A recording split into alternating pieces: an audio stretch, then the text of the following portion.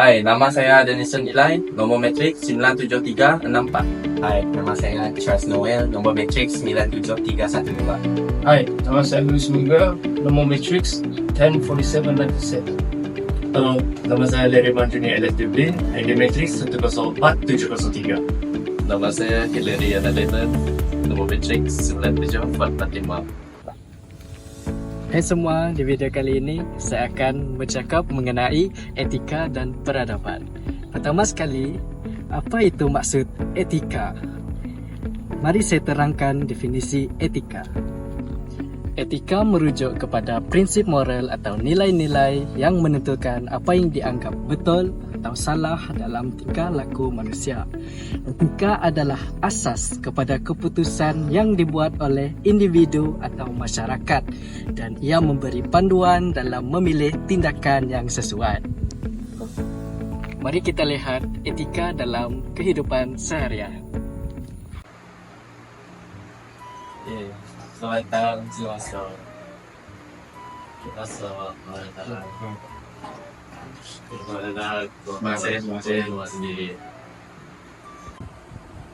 Tahukah anda, ini merupakan satu kesalahan daripada segi etika pemakaian. Di sini, tetamu ini menggunakan baju tidak berlengan dan seluar pendek untuk menghadiri majlis rumah terbuka. Baiklah, di sini kita dapat melihat etika pemakaian yang sepatutnya, di mana tetamu ini menggunakan baju berlengan dan seluar panjang untuk menghadiri majlis rumah terbuka. Okey, sila duduk. Jom makan. Cuba duduk dari sini.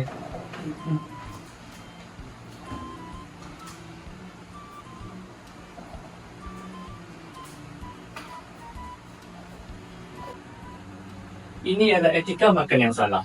Seperti mana yang anda boleh lihat, tetamu ini makan dengan gelojok dan tidak menutup mulutnya ketika makan. Ini adalah etika makan yang betul. Bagaimana anda yang boleh lihat, tetamu ini menggunakan tangannya sebagai tapak untuk mengelakkan makanan, cebisan makanan jatuh ke atas meja. Selain itu, tetamu ini juga menutup mulutnya ketika makan. Tuan rumah, kamu anak masak hidangan babi kata rumah. Mana ada saya masak? Kan saya jemput juga rakan kita yang Muslim. Biarlah, kami yang ingin makan, bukannya mereka. Tahu kan, ini merupakan kesalahan etika percakapan. Contohnya, tetamu ini tidak sepatutnya mempersoalkan perkara-perkara tersebut kerana ia menyentuh perkara yang sensitif, terutamanya kepada kaum lain. Seterusnya, tetamu ini tidak sepatutnya meninggikan suaranya kepada tuan rumah kerana ia merupakan perkara yang tidak bersopan. Dan ini merupakan contoh etika percakapan yang betul. Tuan rumah, apakah jenis makanan yang telah kamu hidangkan untuk kami pada pagi ini? Saya ada hidangkan kari, ayam palsu, ayam panggang, dan banyak lagi lah. Oh, itu baiklah.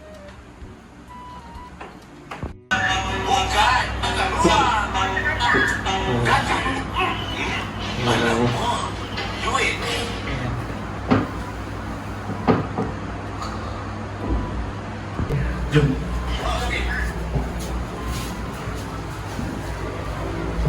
Ya.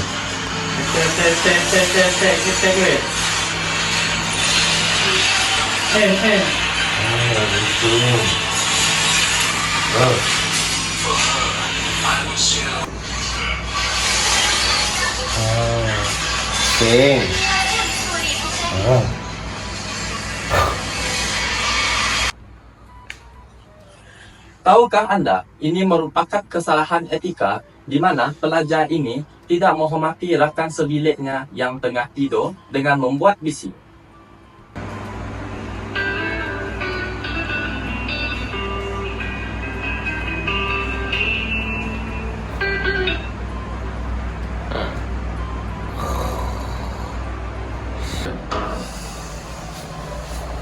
Oh, dia tengah tertidur. Marilah kita bermain di ruang tamu. Jom.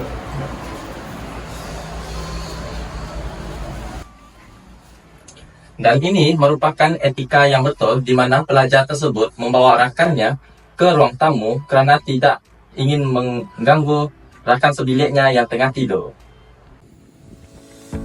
Peradaban pula adalah keadaan masyarakat yang maju dari segi kebudayaan, ekonomi dan teknologi yang melibatkan tahap perkembangan kemanusiaan yang menunjukkan kematangan nilai, budaya dan norma yang diamalkan dalam kehidupan seharian. Secara ringkas, peradaban adalah cerminan nilai etika yang dijunjung tinggi oleh sesebuah masyarakat.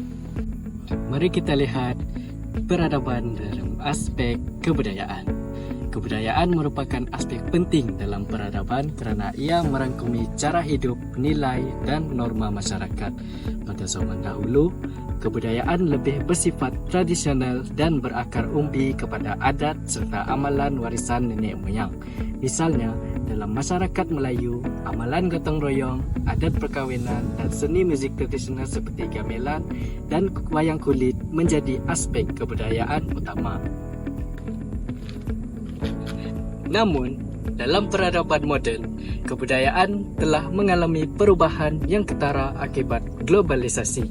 Kebudayaan moden cenderung kepada pengaruh luar dan kita dapat lihat campuran budaya barat dan budaya tempatan dalam gaya hidup, muzik dan seni. Budaya digital dan media sosial juga membawa perubahan dalam cara kita berkomunikasi dan mengekspresikan diri. Perbandingan ini menunjukkan bahawa kebudayaan kini lebih dinamik dan terbuka berbanding kebudayaan yang lebih tertutup dan berpegang teguh kepada tradisi pada zaman dahulu. Dari segi ekonomi pula, zaman dahulu lebih bergantung kepada sistem pertanian dan ekonomi sara diri. Banyak masyarakat pada zaman itu menghasilkan makanan dan barangan sendiri serta hanya melakukan perdagangan dalam skala kecil. Biasanya dalam bentuk pertukaran barangan iaitu sistem barter. Ekonomi ketika itu juga lebih tertumpu kepada sektor agriculture di mana masyarakat mengusahakan tanah dan bergantung kepada hasil bumi. Pada zaman sekarang, ekonomi telah berkembang kepada ekonomi pasaran yang kompleks dan berpusat kepada perdagangan global. Sektor ekonomi kini lebih dipelbagaikan dengan kemajuan dalam industri, perkhidmatan dan teknologi maklumat. Kita kini melihat perdagangan elektronik, perbankan digital dan pasaran saham yang terhubung di seluruh dunia. Ini memberi peluang kepada pelbagai negara untuk terlibat dalam ekonomi global. Dalam perbandingan ini, peradaban ekonomi moden jauh lebih maju dan fleksibel berbanding ekonomi agriculture dan pertanian yang dominan pada zaman dahulu. Aspek teknologi juga merupakan tonggak penting dalam peradaban. Pada zaman dahulu, teknologi adalah terhad kepada alat-alat asas seperti peralatan pertanian, senjata dan perahu. Walaupun ada teknologi maju seperti pembangunan piramid, candi dan tembok besar, teknologi ketika itu bergantung kepada kekuatan manusia dan haiwan serta keupayaan masyarakat untuk bekerja secara berkumpulan. Namun, pada zaman moden, teknologi telah berkembang secara drastik dengan munculnya komputer, internet dan teknologi komunikasi canggih. Kemajuan teknologi telah membawa perubahan besar dalam cara kita berinteraksi, bekerja dan mencari maklumat. Teknologi hari ini membolehkan manusia berhubung antara satu sama lain, merentasi sempadan geografi dalam masa yang singkat, bekerja secara digital dan menghasilkan inovasi seperti robotik, kecerdasan buatan atau lebih dikenali sebagai AI. Dalam perbandingan ini, peradaban moden dalam aspek teknologi adalah lebih maju, efisien dan memudahkan kehidupan berbanding teknologi asas pada zaman dahulu. Kesimpulannya, ilmu tentang etika dan peradaban pada hari ini adalah sangat penting kerana ia dapat membantu ke arah pembinaan dan kejayaan sesuatu masyarakat. Pengajaran daripada kitaran sejarah masyarakat dapat dijadikan sebagai iktibar agar generasi muda tidak leka dengan keamanan dan kemewahan yang dikecapi. Justru pendedahan kepada etika dan peradaban setiap individu dapat melampukan persepahaman dan amalan umat menghormati dalam masyarakat. Pemahaman ini membina interaksi positif, mendorong kehidupan inklusif, hubungan harmonis dan menyokong pembangunan sosial berteras nilai mulia. Itu saja dari kumpulan kami, iaitu kumpulan 4. Sekian, terima kasih.